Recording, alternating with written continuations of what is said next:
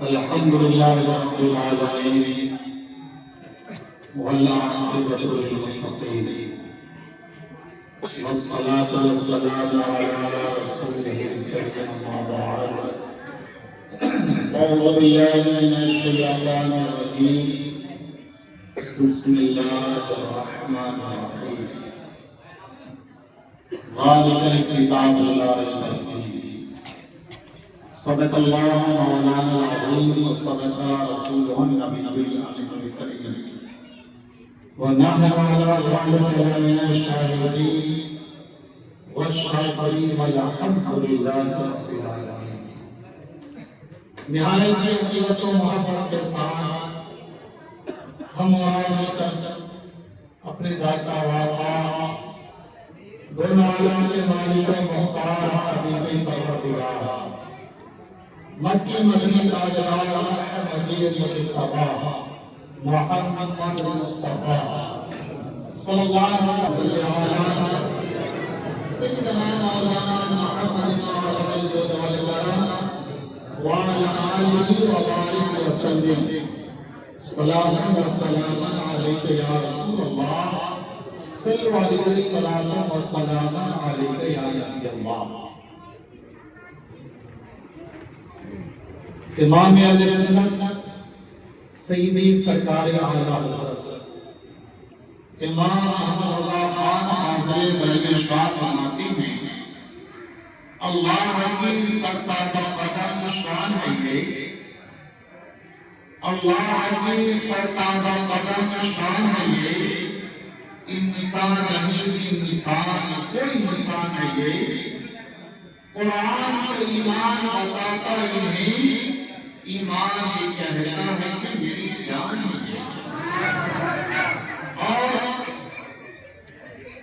مفکر اسلام شاعر مشرق ڈاکٹر اقبال فرماتے ہیں یہ شہادت دہیج عفت میں قدم رکھنا ہے یہ شہادت دہیج عفت میں قدم رکھنا ہے لوگ آسان سمجھتے ہیں مسلمان ہونا اور فرماتے ہیں ہے قول نبی قول خدا فرمان بدلا جائے گا ہے قول نبی قول خدا فرمان بدلا جائے گا بدلے گا زمانہ لاکھ مگر قرآن نہ بدلا جائے گا بدلے گا زمانہ لاکھ مگر قرآن نہ بدلا جائے گا اور فرماتے ہیں اسلام کی فطرت میں قدرت نے لچک دی ہے اسلام کی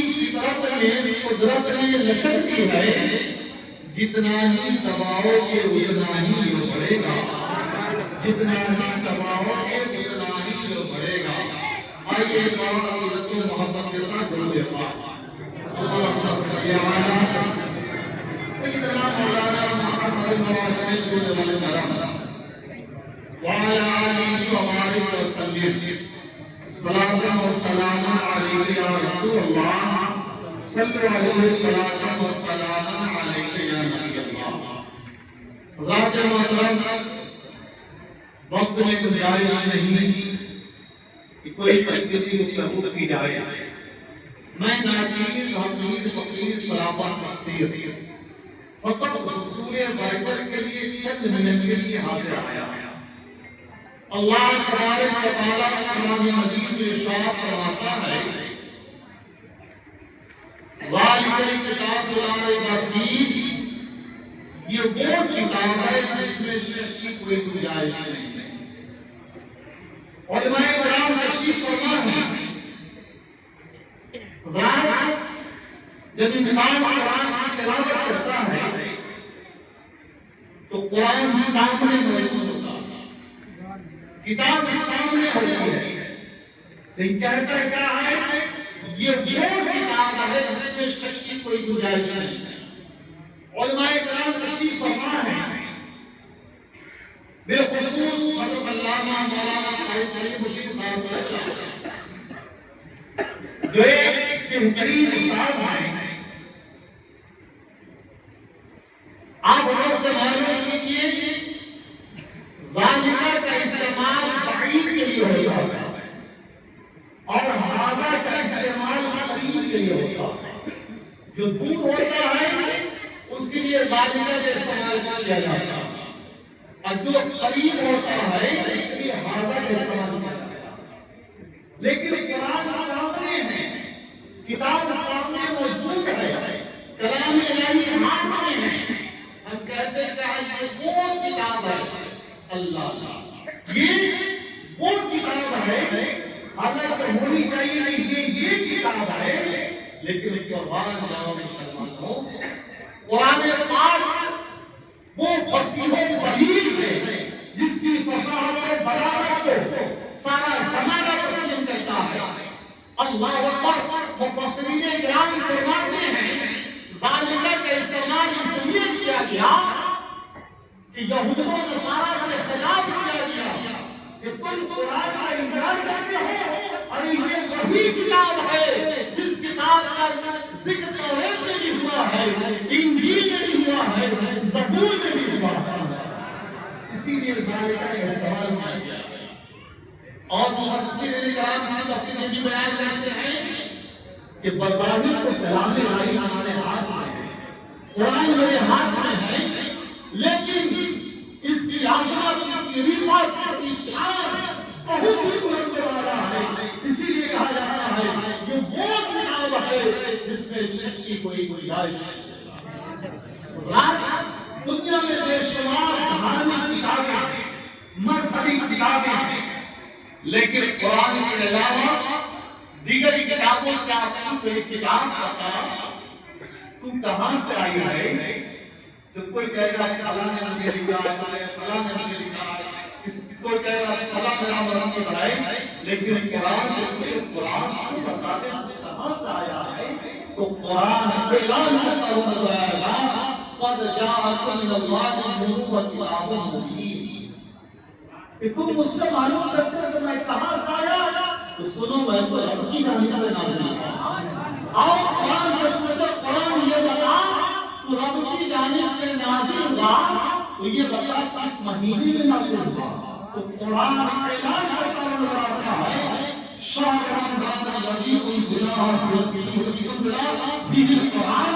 تو مجھ سے معلوم کرتے ہو میں کس مہینے میں آیا، تو میں رمضان کے مبارک مہینے میں آیا. آئیے قرآن سے پوچھتے قرآن یہ بتا رمضان کے مبارک مہینے میں نازل ہوا تو تو دن میں آیا یا رات میں آیا. تو قرآن اعلان کرتا ہوا نظر آئے گا اِنَّا أَنزَلْنَاهُ فِي لَيْلَةِ الْقَدْرِ. تو مجھ سے معلوم کرتے میں رات میں آیا یا دن میں آیا، سنو میں تو قدر والی رات میں نازل ہوا. اور قرآن سے پوچھتے قرآن یہ بتا تیرے اندر کس چیز کا ذکر ہے، تو قرآن اعلان کرتا ہوا نظر آئے گا تبیانا لکل شیء. میرے اندر تو ہر چیز کا ذکر ہے. یہ واحد قرآن ہے جو فقط کتاب ہی نہیں بلکہ دنیا کے ایک چیلنج ہے. جب میرے آقا نے مدینے کی سرزمین پر مکہ والوں کہا یہ مکہ والوں قرآن اللہ کی کتاب ہے تم اسے مان لو، تو لوگوں نے کہا اور مشرکین نے کہا ہم نہیں مانتے اللہ کے کلام ہے، ہم کیسے مان لیں. تو قرآن نے چیلنج دیا کہ اگر تم مجھے نہیں مانتے تو فاتوا بسورۃ من مثلہ.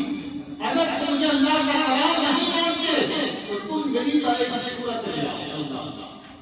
1400 سال پہلے مکہ کی سرزمین پر قرآن نے چیلنج کیا تھا کہ تم اگر مجھے اللہ کا کلام نہیں مانتے تو میری طرح ایک سورت لے آؤ. ابو جہل نے پوری کوشش کیا، عتبہ نے پوری کوشش کیا، شیبہ نے پوری کوشش کیا، کفار و مشرکین سب مل کر کوشش کرتے رہے، لیکن قرآن کی سورت کا جواب تو دور دور آتا ہے. قرآن نے جو کا جواب پیش کر سکتے 1400 سال گزر گئی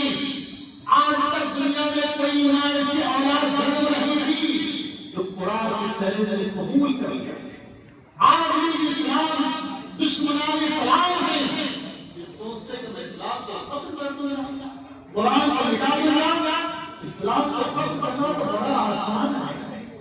قرآن نے چیلنج جو 200 سال پہلے کیا تھا وہ چیلنج آج بھی موجود ہے. اسلام کو ختم کرنا ہے تو قرآن کے چیلنج کو قبول کر لو، اسلام ختم ہو جائے گا. اچھا کیا ہوگا مطلب قرآن کے چیلنج کو قبول کر لے گا تو کیا ہوگا؟ اسلام مکے سے مکے میں ختم ہو جائے گا. لیکن دوستوں قرآن کا جواب دینا تو دور کی بات ہے. قرآن کے جملے کا جواب پیش کیا جا سکتا ہے. کیوں؟ اس لیے کہ قرآن کسی انسان کا کلام نہیں، وہ قرآن رب العالمین کا کلام ہے. قرآن خالق کائنات کا کلام ہے. قرآن اس کا کلام ہے اس ساری کائنات کا خالق اور والد. ذات محترم اللہ تبارک و تعالی کا فضل و کرم ہے. اللہ تبارک و تعالی نے ہمیں قرآن جیسی عظیم کتاب عطا فرمایا. قرآن یہ آئین کی کتاب ہے، دستور کی کتاب ہے، قانون کی کتاب ہے. قرآن اس لیے نازل نہیں ہوا کہ ہمارے گھر میں کسی کا انتقال ہو جائے تو تیجا پر، دسواں پر، 20واں پر، 40واں پر ہم اس کی تلاوت قرآن سارے سماعت ہو رہے ہیں. قرآن نازل ہونے کا مقصد یہ نہیں ہے، یہ تو قرآن کا اعجاز ہے، قرآن کی برکت ہے، قرآن کا معجزہ ہے. اگر قرآن کی تلاوت کرتے تو اللہ تعالیٰ ایک گھر پڑھنے پر 10 حصے عطا فرماتا ہے. قرآن یہ آئین کی کتاب ہے، دستور کی کتاب ہے. ایک ملک کو چلانے کے لیے سنویدھان کی ضرورت پڑتی ہے، قانون کی ضرورت پڑتی ہے. ہمارا ملک ہندوستان قانون سے چلتا ہے. کسی بابا کی بابا جی سے اسلام سے یہ ملک نہیں چلتا، کسی نیتا کی نیتا جی سے ہمارا ملک نہیں چلتا. ہمارا ملک ہندوستان آئین سے چلتا ہے، دستور سے چلتا ہے. اللہ تبارک و تعالی نے انسان کو یہ طریق سے تشریف عطا فرمائی تو رب نے خود ہی نہیں سوچا کہ یہ لائقانی زندگی گزارتے رہو جیسے چاہو خاص زندگی گزارو، بلکہ اللہ تبارک و تعالی نے قانون کی کتاب ہمیں عطا فرمائی کہ تم اس قرآن کو پڑھو، اس کے اندر سارے قانون لکھے ہوئے ہیں. تم اسی طرح اپنی زندگی کو گزارو، کامیابی ہمارے قدموں کو چمتی ہے. اللہ تعالیٰ کا فضل و کرم ہے. اللہ تعالیٰ نے ہمیں قرآن جیسی عظیم کتاب میں عطا فرمایا. قرآن کا یہ اعلان ہے، قرآن کا معجزہ ہے. قرآن مومنوں کے سینے میں چھپا ہوا ہے.